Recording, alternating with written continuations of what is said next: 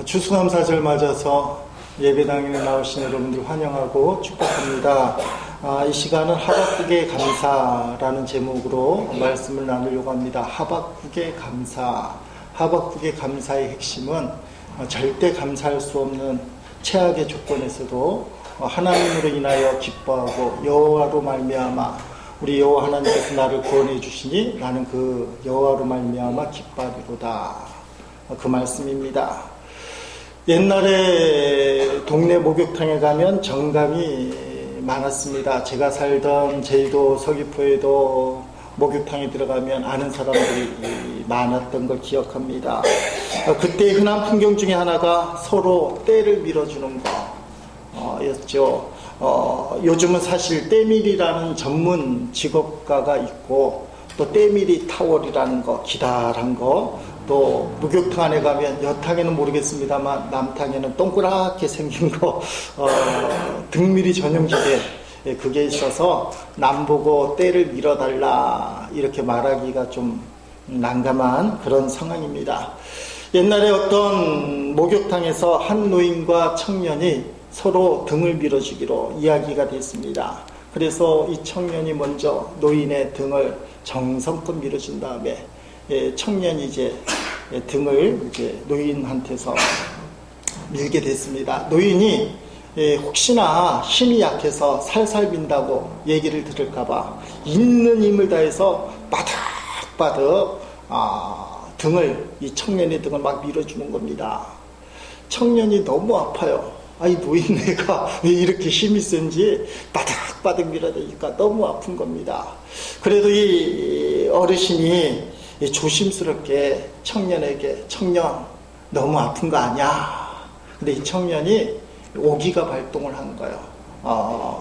할아버지가 등을 미는데 아프다고 얘기하면 이 청년의 자존심이 상할까봐 아이고 어르신 전혀 아프지 않습니다. 괜찮아요. 그렇게 얘기를 했습니다. 그랬더니 이 노인이 확 깜짝 놀면서 그런데 청년 큰일 났어. 지금 청년 등에 피가 나잖아. 피가 날 정도로 팍팍 미는데 얼마나 고통스럽겠어요. 근데 이 청년이 자존심 때문에 피가 나도 아프지 않다. 그렇게 하다가 결국은 피를 본 겁니다. 여러분, 교회는 목욕탕과 같다라고 말씀드릴 수 있습니다. 오늘 주보에 보면 뒤편에 그림이 나와 있는데 만화가 있습니다. 앞에도 나와 있는데 오른쪽 그림을 보면 예수님 믿고 구원받으세요. 담배 때문에 아직 교회 나와 천국 가요. 술을 못 끊어. 참 목욕탕에 목욕하러 가는 사람이 집에서 때 밀고 가나. 이런 이야기. 교회는 때 많은 사람들이 모이는 거예요. 옆 사람이 때가 있어도 당연히 때 많은 사람이 오는 거다. 이런 넉넉한 마음이 있어야 됩니다. 남자들이 아버지로서 가장 뿌듯할 때 중에 하나가 어느 때냐? 아들 데리고 목욕탕에 가서 때 밀어줄 때. 이거 여자분들은 전혀 모르실 거야. 아들 데려가서 때 밀어줄 때의 그 기쁨. 여러분, 우리 하나님 아버지는 바로 당신의 자녀들이 목욕탕과 같은 교회에 와서 세상의 때를 팍팍 미는 거, 이게 하나님 아버지가 가장 좋아하시는 것입니다. 예수님이 하신 유명한 말씀이 있죠. 교회 안 다니는 분들도 익히 하는 말씀, 마태복음 11장 28절에 보니까 수고하고 무거운 짐진 자들아 다 내게로 오라. 내가 너희를 쉬게 하리라. 아멘. 여러분, 참된 쉼을 얻기 위해서 예수님께 모든 걸 맡겨 내려놓으시기를 부탁드립니다. 괜히 괜찮아요 우기다가 피보지 말고 마음을 편안히 갖추고 주님 앞에 내어 맡기며 인생의 무거운 짐, 특별히 우리의 마음을 주눅들게 만들고 힘들게 만드는 사람들에게 말 못하는 죄책감의 문제, 영적인 죄책감들의 문제가 특별히 해결되는 역사가 있습니다. 그래서 예배당에 나와서 예배드릴 때는 솔직하게 얘기하는 거예요. 힘들면 힘들다. 너무 고생하는 것 같아서 이 고생 때려치고 싶습니다 하면 고생 때려치고 싶다고 얘기하고, 정말 죽을 것 같다고 요새 같은 세상 사는 거에 너무 힘들어서 정말 살맛 나지 않고 죽을 것 같다고. 하나님 아버지라고 얘기하잖아요. 하나님 아버지는 이런 모든 말씀을 들어주시기에 넉넉하신 분이에요. 교회에서 말씀하는 하나님은 사랑의 하나님 아버지. 여러분들의 수고하고 무거짐을 그대로 맡아주시는 분. 예수님이 어떤 분입니까? 저와 여러분을 위하여 십자가에서 살 찢기시고 피 흘려주신 분이에요. 생명을 주신 분이에요. 우리가 행복하라고. 더 이상 죄악의 노예가 되지 말고 불행하게 살지 말고 이제는 좀 행복하게 살라고. 지금 죽어도 어디 갈지 몰라 방황하지 말고 지금 죽어도 천국 간다는 확신을 주시기 위하여 골고다 언덕 그 십자가에서 생명을 주신 분이 바로 예수 그리스도입니다. 그래서 누구든지 예수님을 믿으면 저는 구원을 얻어요. 입술로만 고백해도 구원을 얻어요. 이것이 성경의 진리예요. 예수님을 믿기만 하면 모든 사람이 구원을 얻는다. 예수님은 이 구원을 이루기 위하여 내가 지은 모든 죄악을 대신해서 십자가에서 대신 죽으셨어요. 그것을 대속의 사랑, 구속의 사랑. 아까 찬양단이 내 생명 다하기까지 주의 사랑을 전한다는 핵심이에요. 나를 위해 죽으신 예수 그리스도의 그 생명의 사랑을 알기 때문에 나도 주님을 위해 죽어 줄 수 있습니다. 사랑하는 성도 여러분, 예수 그리스도가 오늘 저와 여러분을 부르신 거예요. 인생이 내 마음대로 되는 것 같고 내 발을 갖고 내 발걸음대로 가는 것처럼 보이지만 사실 그렇지 않잖아요. 나 그곳은 가면 안 돼. 거기는 좀 죄된 곳이야. 거긴 가면 안 돼 하면서 어느 순간에 발걸음이 가 있어요. 거꾸로 얘기하면 교회도 마찬가지예요. 나 교회 못 가. 근데 이번에 어쩔 수 없이 몇 번 오라고 그래서 강제로 교회에 왔어요. 이것도 내 발걸음으로 온 것처럼 보이지만 성경에 보니까 하나님 아버지께서 허락하지 아니하면 죽게로 올 자가 없느니라. 아주 심하게 얘기하면 예정되었다고 얘기해. 예정되었다. 여러분의 인생은 결정되었다. 하나님이 여러분을 부르시고 택하신 것에는 창세전에서부터 하나님의 섭리가 있다. 내 다리를 갖고 내 발걸음을 내디뎌서 온 것 같아도 사실은 그렇지가 않은 거예요. 주님이 하셨다. 그렇게 고백하는 겁니다. 요새 같은 시대에 목사들이 설교하기가 참 힘들어요. 주님만 바라보고 기도합시다. 그러면 지금의 현실이 기도나 할 때냐고. 무릎 꿇어 하나님께만 기도하면 되냐고. 나서서 이 나라를 구해야 되지. 정의의 가심으로 불의를 척결합시다. 그러면 목사님 죄 없는 자가 돌로 치라는 말씀도 모르십니까? 그렇게 분노로 사람들을 선동해서 어떻게 하자는 겁니까? 목사님은 그저 기도나 하자고 말씀하셔야 되죠. 그래서 목사들이 강단에서 설교하기가 힘들어요. 여기 앉아있는 분들도 나눠져 있잖아요. 기독교의 여러 가지 여론도 나눠져 있어요. 근데 한 가지 분명한 사실은 기도함으로 하나님의 뜻을 쫓아야 돼요. 하나님이 도대체 이 나라 이 민족을 위해서 어떤 마음을 품고 계실까? 기도하는 자가 하나님의 뜻을 알 수 있습니다.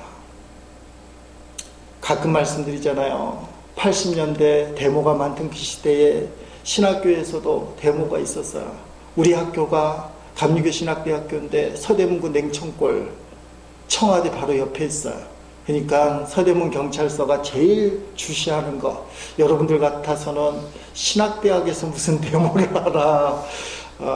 그때 감신이 요주의 대학이었습니다. 제일 가까이 있는 바람에 교수님 한 분이 예배 시간에 그런 말씀을 했어요. 돌을 던지는 건 좋다. 그때는 화염병도 실제로 던져졌으니까. 그런데 골방에서 기도하는 사람이 돌을 던질 수 있겠는 거 아닌가. 골방에서 기도하고 하나님의 음성을 듣고 결단한 사람만이 할 수 있지. 상황과 감정에 따라서 돌을 던져서는 안 된다. 기도가 먼저라는 것입니다. 여러분, 이 땅에 있는 악함을 어떻게 해결할 것인가?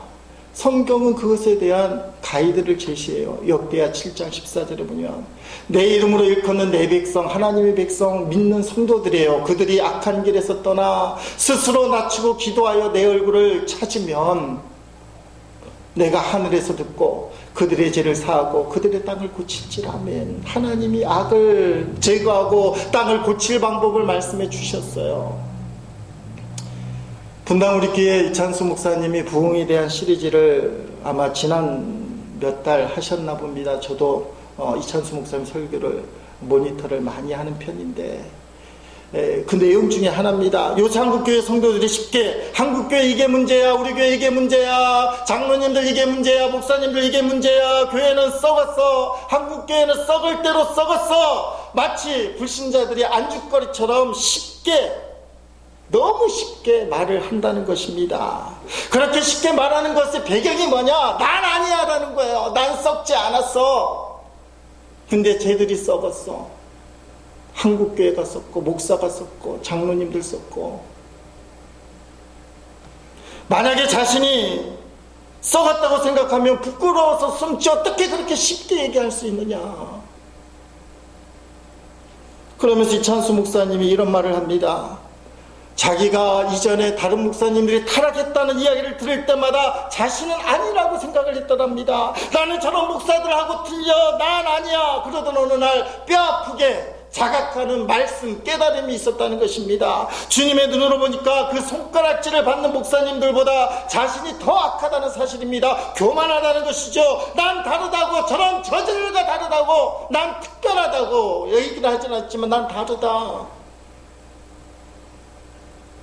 하나님 보시기에 그 저질들보다 더 악한 것이 난 아니라고 얘기하는 자기 자신이라는 거예요. 그걸 깨달았다는 것입니다. 여러분, 작금의 조국 현실을 보면서 눈물이 왜 안 납니까? 가슴이 너무 답답하고 눈물이 나고 어쩌다 이런 지경까지 왔는지 답답합니다. 그러나 먼저 우리가 조용히 자기 자신의 잘못을 살펴봐야 돼요. 특별히 우리는 하나님의 눈으로. 목사로서 나라와 민족을 위해 더 기도하지 못한 것들에 대해서, 내게 주어진 이 삶을 제대로 살았는지에 대해서 이번 기회에 저부터 우리 온 국민들이 한번 돌아보는 시간. 언젠가 김희재 성결교회에서 곽선희 목사님 오셔서 목회자 세미나를 한 적이 있습니다. 그때 툭 던진 말이, 목사님들, 교인들이 잘못을 꼬투리 삼아서 여러 가지 힘들게 하죠. 말도 안 되는 것, 오해를 갖고서는 마치 그게 진짜 잘못된 것처럼. 그러면 목사들이 열불이 나요. 어떤 목사님은 교인을 고소까지 하고 문제 해결하고 몸부림치는데, 곽선희 목사님 한 유명한 말, 가슴을 탁 치는 말.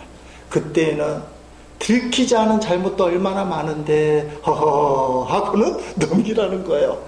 아니, 오해 때문에 그걸 꼬투리 삼아서 목사를 괴롭게 한다고 그 괴로움에 넘어가지 말라고. 안 들킨 잘못이 얼마나 많은데.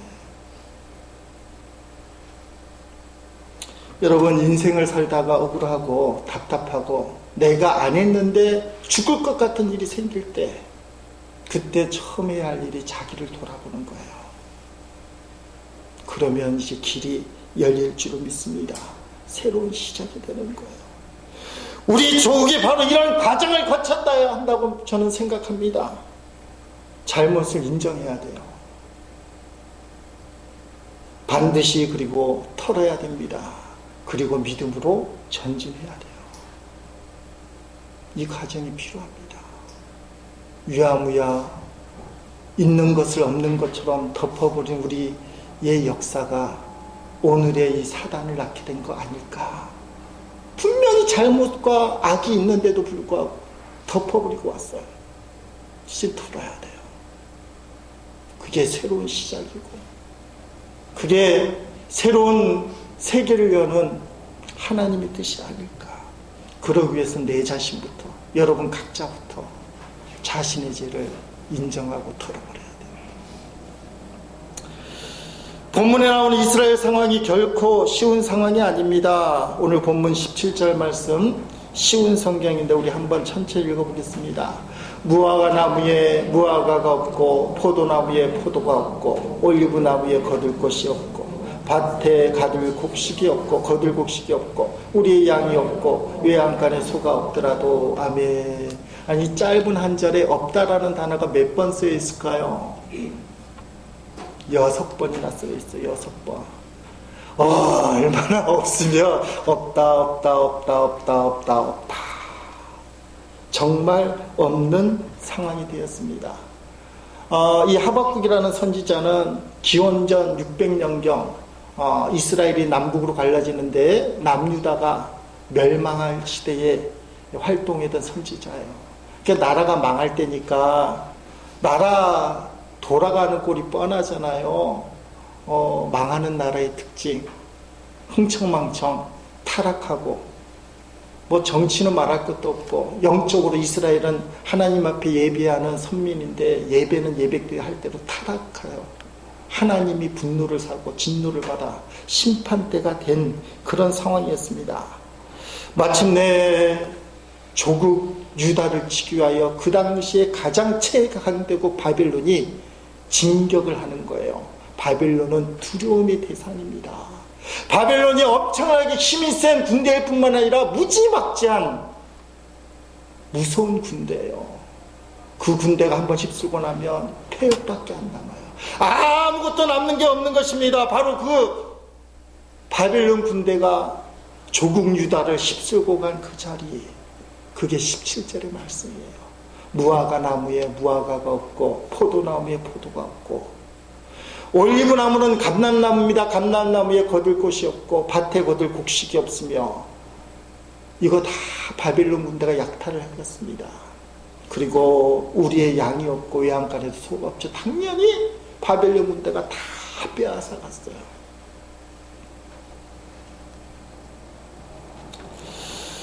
어떤 상황이겠습니까? 1년 동안 수고하여 땀 흘려 애써 기른 그 농산물들을 다 뺏기고, 여러분, 그리고 양과 소를 뺏겨버린 이 농민의 마음, 오늘날로 치면 정말 죽고 싶을 거야. 내가 뭐하러 사나, 내가 이런 일을 하려고 농부가 됐나, 뭐 그렇게 할 수 있는 상황. 너무 힘들어요. 다 뺏겼어. 절대 절망이라고 얘기할 수 있어요. 이것처럼 최악의 상황이 없다. 근데 이어지는 하나님의 말씀을 대하는 하박국의 선포 18절 말씀 한번 읽어보십니다. 나는 여호와 때문에 기뻐하겠습니다. 나를 구원하시는 하나님을 즐거워하겠습니다. 아멘. 하나님 때문에 기뻐하고 이걸 구원해 주실 여호와 때문에 나는 즐거워하겠다. 이게 우리가 남의 나라 이야기니까 고개를 끄덕하면서 믿음이 있는 척, 그렇지, 하나님 때문에 즐거워하고 구원하실 하나님 때문에 기뻐할 수 있지, 고개를 끄덕이지만 입장 바꿔서 여러분이 이 현실에 앉아있다, 이게 말이 됩니까? 정말 돌 던질 상황이에요. 그렇게 말한 사람이 있다면. 아니, 바벨론 군대가 와서 1년 농사지은 그 수확물을 다 빼앗아가고 양하고 소떼를 다 빼앗아갔는데 옆에 있는 하박국 씨가 갑자기 하나님 때문에 기뻐해야 됩니다. 알았습니까? 우리 하나님 우리를 구원해 주실 겁니다. 이 처참한 상황에서 그렇게 얘기하는 거예요. 믿음이 없는 사람이 이걸 어떻게 받아들여요? 남 얘기니까 아멘하고 있지. 여러분의 인생을 송두리째 빼앗아가는 이 처참한 상황 속에서 차라리 모든 걸 포기하고 죽는 게 낫지, 도대체 어디서 새롭게 시작할 수 있느냐? 이게 믿음이 필요한 거예요. 삶의 기로에 섰을 때 하나님 붙든 사람은 이상하게 기뻐하고 오히려 즐거워합시다. 그러면 어둠의 문이 열린다는 거예요. 포기한다, 더 이상 기회는 없다, 더 이상 방법은 없다, 내려놓으면 정말 어둠에 열리기가 너무 힘든 거예요. 하박국의 정신이 뭐냐? 아무것도 없지만, 다 빼앗겼지만, 자기가 원해서 뺏긴 게 아니잖아요. 사이에서 다 뺏겼지만 난 하나님 때문에 기뻐하고 나는 주님 때문에 즐거워하겠습니다. 최악의 상황에서 하나님 앞에 기뻐하는 것, 그것도 최선의 기쁨을 하는 것, 그게 추수감사절의 정신이다. 추수감사절이 언제 시작됐습니까? 미국에서 시작됐습니다.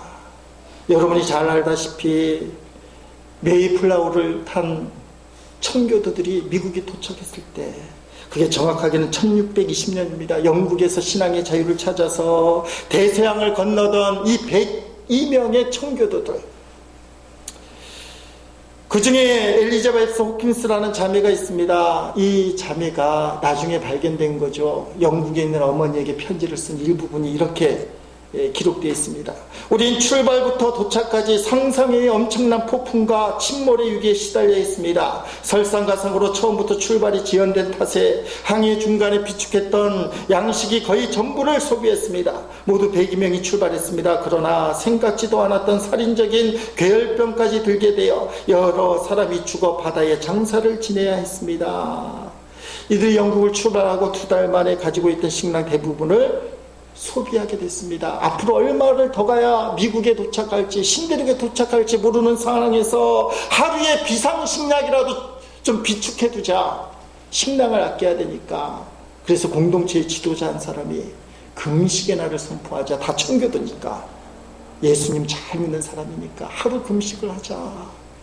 다 마음을 모았어요. 그런데 다른 지도자 한 사람이 금식은 좋은데 금식의 날이라고 하지 말고 감사의 날이라고 합시다. 이게 뚱딴지 같이. 금식하는데 감사의 날. 아니, 왜 감사의 날이라뇨? 우리 마음속에는 신대륙 있지 않습니까? 주님 있지 않습니까? 우리는 여전히 건강합니다. 그리고 금식할 수 있는 믿음도 있습니다. 여러모로 볼 때 우리는 이 금식을 감사의 금식으로, 그래서 하루 금식을 감사의 날로 선포해야 됩니다. 우리 교인들은 다 동의하지만 아마 다른 교회 교인들은 동의하지 않을 거예요. 이건 금식이 아니고 굶식인데 금식하는 걸 감사하자고. 근데 믿음이 좋은 생명을 걸고 대성을 건너는 102명은 동의를 했어요. 금식한 지 5일 만에, 정확하게는 12월 21일 미국 프리머스 항구에 메이플라워가 도착하게 되는 것입니다.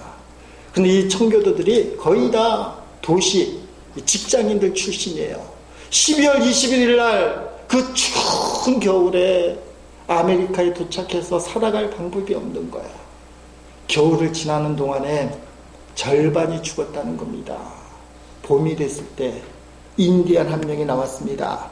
그 사람이 지난주일날 말씀드렸던 스칸토라는 인디안이에요. 궁금하면 지난주 설교를 교회 홈페이지에서 보시면 됩니다. 노예로 끌려갔는데 예수님 만나서 3가지 기도 제목, 고향에 돌아가게 해주십시오.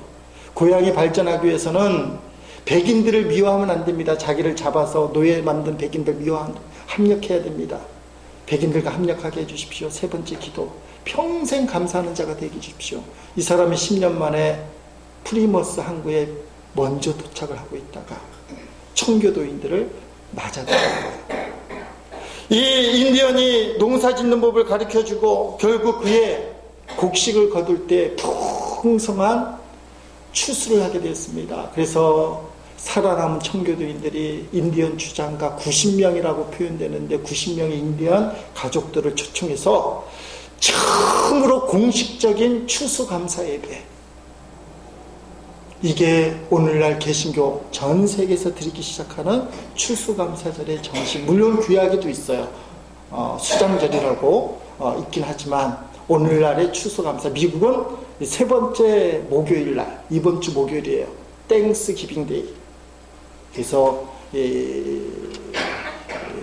각 가족마다 함께 모여서 가장 힘든 게 누구예요? 칠면조. 다 그거 잡아다가 먹는 날이에요. 여러분, 사람들이 죽어나가고 식량이 떨어져서 금식 아닌 금식을 할 수밖에 없는 상황에서 이들이 선택한 건 감사예요. 감사의 날로 하자. 프리스머스 항구에 도착해서 겨울을 지나면서 절반이 죽었습니다. 그때 인디안을 만나고 가을에 풍성한 곡식을 거둘 때, 그때도 하나님 앞에 감사한 게 추수감사절의 정신이에요. 믿기는 어렵겠지만 감사 정신으로 묻힐 때 어둠이 거치고 새로운 길이 열려요. 최악의 상황, 절대 절망의 그 상황에서 하나님을 붙들라. 낙심과 좌절을 선택하지 말고 우리 하나님을 붙들라. 하나님이 길을 열어주신다. 여러분, 어렵고 힘든 상황이 되면 없는 게 많아요. 없다. 그러면 부부싸움도 많고 자식들도 밉기 시작하고 옆에 있는 사람들이 지글지글하게 징그러워요. 근데 다 없어져도 없어지지 않는 한 분이 계시니 그분이 하나님이시다. 나를 위해 십자가에 죽으신 예수님이 내 안에 계신다. 그분은 없어지지 않아요. 그리고 그분이 이 절망의 어둠의 상황을 열어주신다는 거예요. 그게 믿음이라는 것입니다. 하박국의 믿음의 고백입니다. 19절 말씀 같이 읽어보십니다. 주 여호와는 나의 힘이십니다. 내 발을 사슴의 발과 같게 해주셔서 가파른 산 위에서도 다닐 수 있게 하십니다. 네, 편한 길 가는 건 아니에요. 어둠이 거치는 게 편한 건 아니에요. 가파른 산의 길을 갈 텐데 그 걸을 수 있는 힘을 하나님이 주셔요. 그래서 여호와는 나의 힘이십니다. 주 예수 그리스도는 나의 힘이십니다. 추수감사절을 맞으면서 첫째, 1년을 지켜주신 하나님, 때로는 원하지 않지만 아픔과 고통도 주신 하나님, 또 좋은 것 기쁨도 주신 하나님, 그 하나님 앞에 모든 것을 주심을 감사하자. 이 마음이 여러분들 마음속에 자리 잡기를 축복합니다. 전남 여수시 돌산섬에 사신 우리 장모님이 요새 교회에 나가십니다. 얼마나 감사한 일인지 모릅니다. 그런데 문제가 생겼습니다. 아직 믿음이 자리 잡지 못했기에 제사를 빠뜨릴 수 없다고 합니다. 다음 주일이 28일이 제삿날이에요. 교회를 잘 나가다가 제삿날은 교회 나가지는 못할 것 같아. 우리 집사람이 안달이 나서 여러 가지 이제 권면도 하는데 그래도 못 간다는 거예요. 그래서 마지막에 나온 비책, 우리가 가드릴게요. 사이가 목사니까 목사가 가서 추모 예배를 해드릴게요 했더니 입이 쫙 걸리면서 그래 하고는 교회 나가신대요. 그리고는 상당히 흡족하게 생각하는 거야. 그 바람에 저는 다음 주일날 이름도 알지 못하고 얼굴도 알지 못하는 그것도 고조 할아버지래요. 고조 할아버지 추모 예배를 이제 외가 때 우리 처가 때 식구들 앞에서 예배를 인도해야 돼요. 우리 장모님이 그 돌산에 있는 교회에 나가니까 요새 시골 교회도 세련됐어요. 새 가족이 왔다고 성경을 선물로 줬다는 겁니다. 표딱지에 보니까 4만 얼마가 붙어 있어요. 4만 3천 원인 것 같아요. 우리 장모님이 다음 주일날 교회 가서 우리 장인어른이 시켜서 한 건 맞는데 4만 3천 원인가를 감사헌금을 딱 하는 거야. 옆에 있는 다른 성도들이 보니까 이상하잖아요. 감사헌금을 왜 저렇게 많이 하지 물어보더랍니다. 감사헌금을 많이 하지, 이 말은 뭐예요? 많이 하지보다는 이상하게 한다. 4만 원이면 4만 원, 그것도 이상하지. 5만 원이면 5만 원. 근데 왜 4만 3천 원일까? 그 물음이 감사헌금을 왜 많이 하지요? 이렇게 물어봤나 봐요. 근데 이 어르신이 받고만 있지는 못하는 게 시골 어르신 마음이에요. 내가 이 성경 받았는데 4만 3천 원 받고만 있을 수 없지. 그래서 4만 3천 원을 감사헌금을 탁 드리는 거예요. 눈치챈 사람이 없다는 것 같아요. 우리만 알고 있지. 여러분, 하나님이 주신 게 얼마나 많습니까? 교회 처음 나온 할머니도 성경 받았을 때 이거는 내가 드려야지.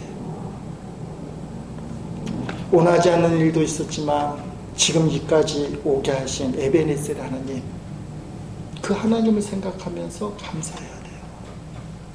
하나님 감사합니다. 이게 인지상정이에요. 두 번째는 온치 않는 일이 생길 때, 내 마음대로 되지 않는 일이 생길 때도 하박국에 감사를 해야 된다. 저희 집 이야기를 좀 할게요.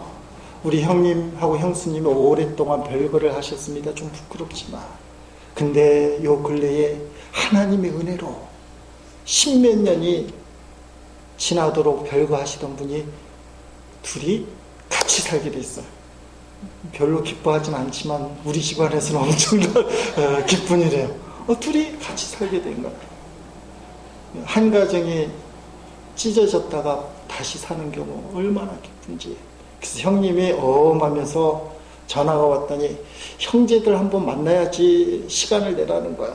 근데 다 떨어져 있잖아. 서울 살고 인천 살고 김해 살고 제주도 살고. 이거 복잡합니다. 할 수만 있으면 형제들은 같이 사시기를 주의 이름으로 축복합니다. 그게 좋아. 네 군데 전국에 헤어져 있어서 방법이 없어요. 제주도에 가려기도 그렇고. 결국은 생각하는 게 11월 20일 날 우리 집에 왔으면 좋겠습니다 했더니 좋대요. 형님도 좋고 누님도 좋고 다 좋다는 거예요. 그리고 어저께가 우리 누님 생일이니까 오면 생일잔치도 하고, 선산도 가까이 있으니까 아버지 어머니 성묘도 다녀오고 좋은 이야기가 해서 신이 났습니다. 우리 집사람 제일 고생이잖아요. 시댁 식구 오면. 그래서 음식 준비하고 아들은 알바 가는 것도 다 빼고 준비를 하고 있어요. 저도 119 영적 추수감사주일 때문에 기도 제목이 많은데 특별히 형제 또 우리 조카들 위해서 기도를 했습니다. 아침 9시까지 기도하고 하나님 앞에 작정하기는 주일 준비를 잘 해놓고, 이 영적 추수 예배가 엄청 중요해요. 어떤 분들은 목사가 저절로 설교하는 줄 아는데 절대 그렇지 않아요. 이게 엄청 수고가 많습니다. 금요일까지 다 준비하고 토요일 날은 형님 모시고 오시면 산소 갔다 오고 여러 가지 해야지. 희생을 각오했어요. 저는 평생 토요일 날 가족들 데리고 어디 간 적이 없어요. 어쩔 수 없이 가게 되면 공무 때문에 가는 일이 있어도 토요일 날은 주일 준비 때문에 안 가요. 근데 이번에는 가기로 작정을 하고, 목요일 날 밤에 누나가 전화가 왔어요. 여차저차해서 못 간다. 힘이 쪽 빠져요. 그랬더니 금요일 날 또 형님이 전화가 왔어요. 누나가 못 간다니 나도 못 간다. 오늘 사람들을 초청해온 여러분들은 대단한 분들입니다. 그 어려움을 듣고 사람들을 데려올 수 있다는 거. 저는 다 올 줄 알았더니 아무도 안 온대요. 얼마나 마음이 낙심됩니까? 좀 툴툴거렸어요. 우리 집사람이 야당이잖아요. 그렇게 목사가 툴툴거려서 되냐? 하나님의 뜻이 있겠지. 주일 준비하는데 집중하라고 하는지 말이 안 들려요. 내 마음에 웽웽거리는 소리, 주님의 음성이라 믿는 소리. 오늘 본문 말씀을 놓고 몇 주 전부터 설교하기로 작정을 했는데, 너는 설교할 본문 말씀을, 그 말씀을 정말 믿느냐 이 말이에요. 무화과 나무에 무화과가 없고 포도나무에 포도가 없고 감람나무에 열매가 없고 밭에 소출이 없고 양가 송아지가 없다 할지라도 너는 하나님으로 인하여 기뻐하고 너를 구원할 여호와로 말미암아 즐거워할 수 있느냐? 그렇게 믿었기 때문에 설교하는 거 아닙니까? 설교하는 거랑 사는 거는 틀리다는 거예요. 하나님 앞에 그래서 감사하기로 작정하고, 나름대로는 할 수 있는 최대한의 감사, 헌금과 마음의 자세. 어떤 생각을 먹느냐? 내가 기도가 부족한가 보다. 일이 잘 풀렸으면 나사가 풀려져서 기도를 더 이상 안 할 텐데 지금까지 했던 기도를 더 해야 되나 보다. 자기 자신을 다시 새롭게 잡는 거예요. 나사를 풀지 않고. 사랑하는 성도 여러분, 이번 감사주일이 새롭게 시작하는 출발이 되기를 주의 이름으로 축원드립니다. 주신 것들에 대해서 감사를 하지만 혹시나 마음에 답답함, 없는 것들이 있다 할지라도 없는 것을 통해 역사하실 하나님, 반드시 우리 하나님이 없는 것을 통해서 역사하신 분, 그 하나님을 찬양하며 그 하나님 앞에 감사함으로 새롭게 시작하는 저와 여러분 될 수 있기를 주의 이름으로 축원드립니다.